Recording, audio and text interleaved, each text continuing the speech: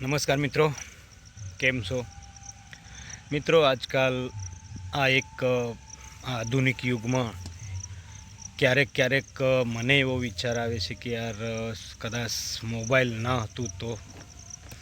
Mobile જ્યારે નહોતું આપણા જોડે ત્યારે પણ લોકો જીવતા હતા, ત્યારે પણ બધા જ કાર્યો જે થઈ રહ્યા એ થતા હતા, એ બધાને ખબર છે. બધા જ લોકો જાણતા હોય છે મિત્રો. પણ મને એવું લાગે છે કે યાર મોબાઈલ વિનાનું જીવન કઈ રીતે હશે, કેવું હશે.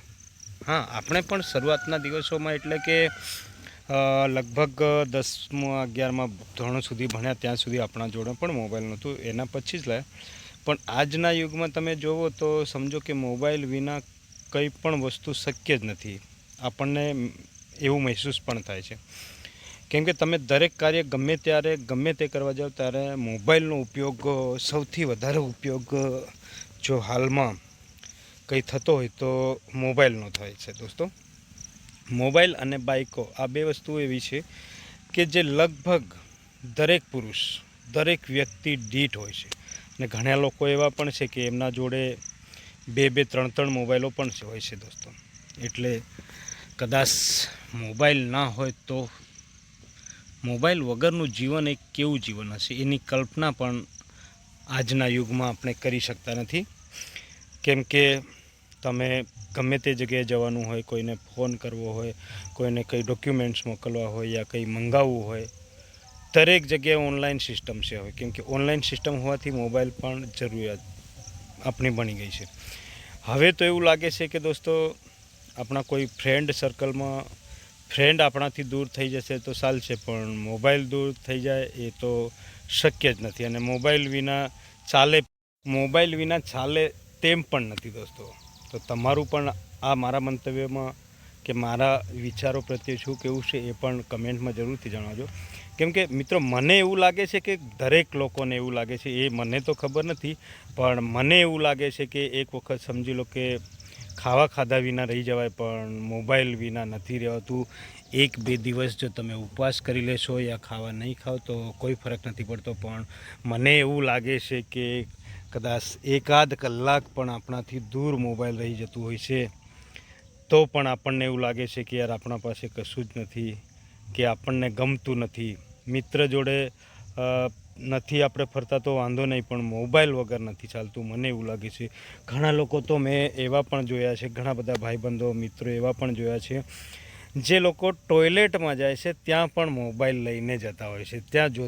ત્યાં ટોયલેટમાં પણ મોબાઈલ જોતા હોય છે. ઘણા લોકો નાહવા બેસતા હોય છે ત્યાં પણ કંઈક સોંગ યા કંઈક મોબાઈલ વગાડતા. ઘણા લોકોની તો એવી આદત પણ પડી ગઈ છે કે જેને મોબાઈલ જોયા વિના ઊંઘ પણ નથી આવતી. ઘણા લોકો એવા છે રાત્રે 1 વાગે ઉઠે, 2 વાગે ઉઠે તોય મોબાઈલ જોતા હોય છે. ઘણા લોકો બસ સવારમાં ઉઠે એટલે સૌ પ્રથમ શરૂઆત મોબાઈલ સાથે થતી હોય છે. ઉઠે એટલે સૌથી પહેલાં મોબાઈલ હાથમાં લેતા હોય છે અને મોબાઈલ જોતા હોય છે.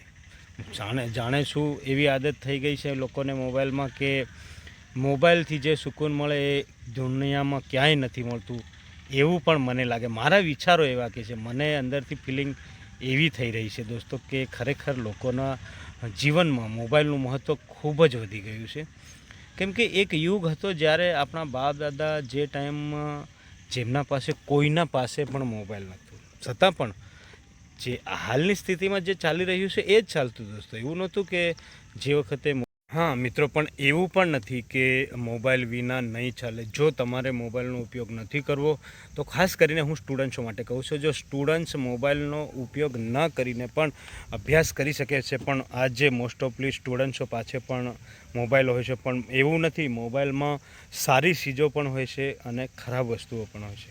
હવે એ તો આપણામાં જ આવ્યું કે આપણે સારું જોવું કે ખરાબ જોવું, કે સારી વસ્તુનું અનુકરણ કરવું કે ખરાબ વસ્તુનું અનુકરણ. એ તો આપણા પોતાના વિચારો કે આપણી ઈચ્છા પ્રમાણે આપણે કરતા હોય છે. પણ ખરેખર સ્ટુડન્ટ્સોને મોબાઈલથી થોડું દૂર રહેવું જોઈએ. હમણાં એ લોકોનો ટાઈમ નથી, એમને અત્યારે અભ્યાસનો ટાઈમ છે, ત્યાં સુધી અભ્યાસ કરવો જરૂરી છે મિત્રો. પણ મને આ એક વિચાર આવ્યો કે યાર મોબાઈલ વગરની જિંદગી યા મોબાઈલ વગરની દુનિયાની કલ્પના પણ કઈ રીતે કરી શકીએ, એવો મને આજે બેઠા બેઠા વિચાર આવ્યો કે યાર કંઈક આ બાબતમાં પણ મારે વિડીયો બનાવવો છે અને લોકો શું કહેવા માગે છે અને લોકોના વિચાર તો મને ખબર પડે કે લોકો હું જે વિચારી રહ્યો છું એ પ્રકારના દરેક લોકોને લાગે છે કે ખાલી મને એવું લાગે છે દોસ્તો. એટલે મને એવું થયું કે આ ટૉપિક પર એક વિડીયો અવશ્ય બનાવવો જરૂરી છે, જેથી લોકો પણ કંઈક વાક્ય એમના કંઈક મંતવ્યો શેર કરશે. કેમ કે મને દિલથી જે ફિલિંગ જે થઈ રહી છે, અને મને દિલથી એવું લાગે છે કે યાર મોબાઈલ વિના જીવન શક્ય નથી. દોસ્ત વિના ચાલી જાય પણ મોબાઈલ વિના ના ચાલે, જમ્યા વગર ચાલી જશે પણ મોબાઈલ વિના ના ચાલે. ગમે ત્યાં જાઓ તો તમને એક એવું લાગે કે મોબાઈલ સમજી લો આપણા ખિસ્સામાં ના હોય ત્યારે મને મારી પર્સનલી વાત કરું કે મારા ખિસ્સામાં જ્યારે મોબાઈલ નહીં હોય ત્યારે મને એવું થાય કે યાર કંઈક વસ્તુ હું ભૂલી રહ્યો છું. બીજું કદાચ કંઈ ભૂલી જવાય તો ચાલશે, પણ મોબાઈલ ભૂલી જાઉં તો મને એવું લાગે કે યાર કંઈક વસ્તુ હું ભૂલી રહ્યો છું. તો મિત્રો, તમારે આ મારા મંતવ્ય વિશે શું કહેવું છે, તમારા વિચાર શું છે એ મને જરૂરથી જણાવજો. પણ હું તમને એમ કહું છું કે કેમ કે આજે આ સોશિયલ મીડિયાનો જમાનો છે. આ જમાનામાં ફેસબુક, ઇન્સ્ટાગ્રામથી લઈને વોટ્સઅપ કે ટ્વિટર, ઘણા બધા સોશિયલ મીડિયાના પ્લેટફોર્મ છે. ત્યાં પણ લોકો ઉપયોગ કરે છે, ત્યાં જઈને અર્નિંગ પણ કરે છે. તેવી જ રીતે ઘણા બધા ન્યૂઝ યા સમાચાર પહોંચાડવા માટે ઘણી બધી યુટ્યુબમાં ચેનલો છે. એના દ્વારા પણ જે લોકો એમનો નોકરી ધંધો કરતા ત્યાં રહીને પણ જ્યારે ક્રિકેટ હોય કે જે પણ સમાચાર હોય ત્યાં રહીને, ઓફિસમાં રહીને પણ સાંભળી શકે છે, જોઈ શકે છે મિત્રો.